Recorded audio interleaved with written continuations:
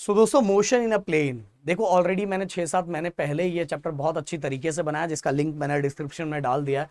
But guys, एक चीज जरूर मैं आप लोगों को बोलना चाहूंगा कि मैं फिर से नए तरीके से, नए सिरे से फिर से बना रहा हूं।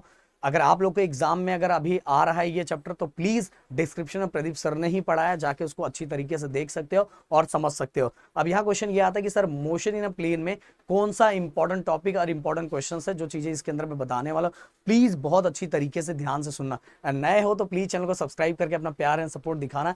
एंड डिस्क्रिप्शन में 11th स्टैंडर्ड का टेलीग्राम दिया हुआ है गाइस, प्लीज उस टेलीग्राम को ज्वाइन करके रख लो। जो भी चीजें हमें इंपॉर्टेंट लगती है वो टेलीग्राम तक हम भेजते हैं। तो मोशन इन अ प्लेन, और नए हो तो प्लीज चैनल को सब्सक्राइब जरूर कर देना यार। मोशन इन अ प्लेन की अगर बात करूं तो गाइस, अगर सिस्टमैटिक, हाँ देखो, अब अगर मैं इसको थोड़ा डिवाइड करूं तो रेक्टिलिनियर मोशन का पार्ट, रेक्टिलिनियर के बाद मोशन इन 2 डायमेंशन, उसी के अंदर जो पार्ट एक्स और वाई एक्सिस, दोनों एक्सिस में। देन इसके बाद प्रोजेक्टाइल मोशन, प्रोजेक्टाइल मोशन के बाद सर्कुलर मोशन वाला पार्ट।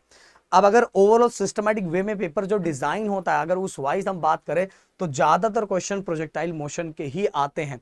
हाँ, बट अभी 11th स्टैंडर्ड के अंदर आप सभी को पता है कि स्कूलों के अंदर, कॉलेजेस के अंदर ही बहुत जगह पेपर बनता है, तो टीचर अपने हिसाब से जो उनको देना दे देते हैं। पर मार्क्स वाइज अगर देखा जाए तो प्रोजेक्टाइल मोशन के क्वेश्चन जो होते हैं फिट बैठते हैं। 12th में तो सब सिस्टमैटिक, क्योंकि वो बोर्ड के हिसाब से ही होता है।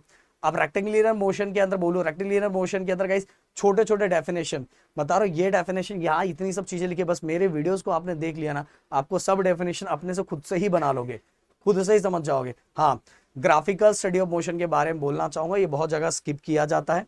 मैं आपको बोलूंगा कि एक चीज दिमाग में रखो, भले ही ये एग्जाम में आने वाला और नहीं आने वाला, टीचर एकदम बिल्कुल मना कर चुकी है, बट एक बार मेरा वीडियो जरूर देखना, क्योंकि ये आगे के लिए बहुत ज्यादा इंपॉर्टेंट है आप सभी के लिए। तो ये जरूर देखना, ये जितने ग्राफ दिए मैंने एक ही वीडियो में कवर किया है, जिससे आपको बहुत अच्छी तरीके से समझ में आ जाएगा।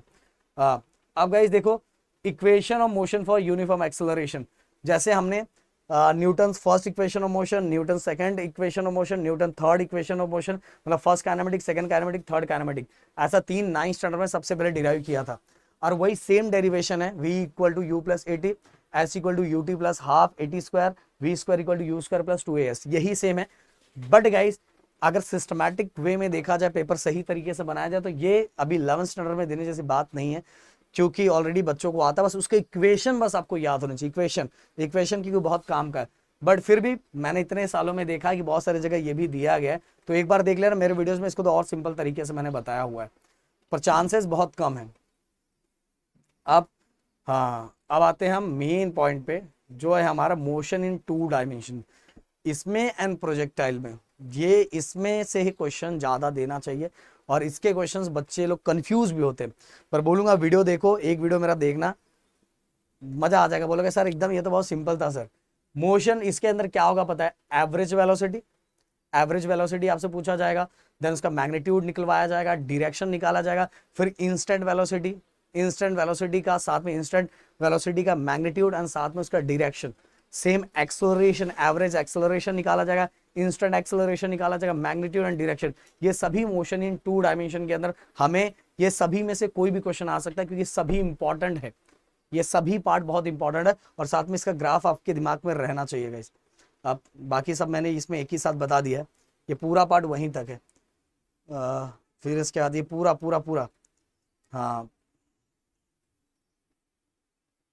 प्रोजेक्टाइल मोशन के अंदर, प्रोजेक्टाइल मोशन के अंदर गाइस, प्रोजेक्टाइल मोशन के अंदर मैं बोल रहा हूँ हॉरिजॉन्टल रेंज, मैक्सिमम हाइट, इसका डेफिनेशन, और डेफिनेशन के साथ ही मैं बता रहा हूँ, डेफिनेशन के साथ ही टाइम ऑफ फ्लाइट, डेफिनेशन के साथ ही इसका डेरिवेशन, अभी के लिए भी और सीटी के लिए भी बहुत ज्यादा इंपॉर्टेंट है।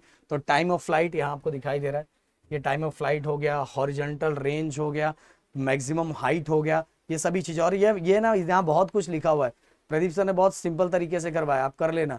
और यूनिफॉर्म सर्कुलर मोशन के अंदर गाइस एक डेरिवेशन बहुत पूछा जाता है, सेंट्रीपिटल एक्सेलरेशन।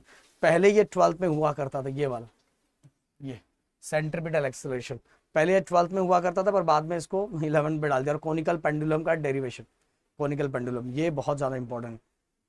ओके, बस, तो जो जो चीजें मैंने इसके अंदर बताई उसको बहुत ध्यान से रखना। देखो, प्रोजेक्टाइल मोशन का question and motion in 2 dimension, और सर्कुलर मोशन में 2 डेरिवेशन मैंने बताया, एक हमारा कोनिकल पेंडुलम का, और कोनिकल पेंडुलम के बाद ये जो हमें प्रूव करना है, ये वाला, ये पार्ट सेंट्रीपिटल एक्सेलरेशन का, ये वाला पार्ट आपको आना चाहिए। बस ये चीजें आ गई, आपका काम हो गया, समझ लो, एकदम आराम से आप कर लोगे, कोई टेंशन लेने वाली बात ही नहीं है।